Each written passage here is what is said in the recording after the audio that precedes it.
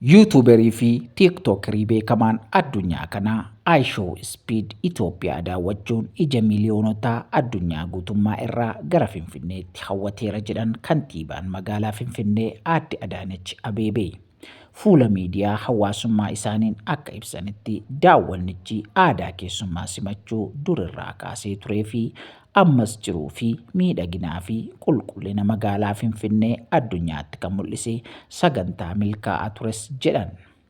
Maqaa sirrii Itoophiyaan addunyaatti beeksisuuf carraa gaarii akka tures dubbatanii gara fuula duraattis namoota hedduu gara Finfinneetti akka hawwatu abdii qabanillee dubbatanii jiru.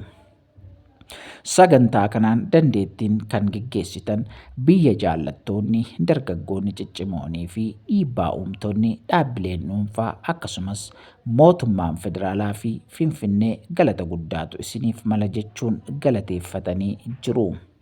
Keessattuu Ministeera Turiizimii, Koomishinii Turiizimii Finfinnee, Biiroon Kominikeeshinii Finfinnee, Intarteeymentii, Yisaaqaalee fi qaamonni qindoominaan hojjettan hunduu humna qindoomina olaanaa fi miira jaalalaa biyyaaf mul'isaniifis galateeffataniiru.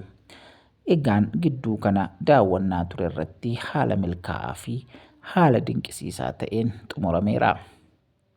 Mucaan beekamaa addunyaa yuutuuberiidhaa fi tiiktookiriin kunis bifa ajaa'ibsiisaadhaan magaalaa Finfinnee addunyaatti miliyoonotatti mul'iseeti jira.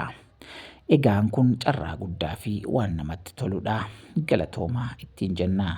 Qaamni kana qindeessan hundumtuu biyyi keenya akka beeksifamtuuf, qabeenyi uumamaa biyya kanaas akka beeksifamtuuf namoonni carraa kanatti gargaaramtanii obboleessa kana gara biyya kanaatti affeertan hundumtuu galatoomaa ittiin jennaa. Ulfaadhaa, yeroo gaariis qabaadhaa.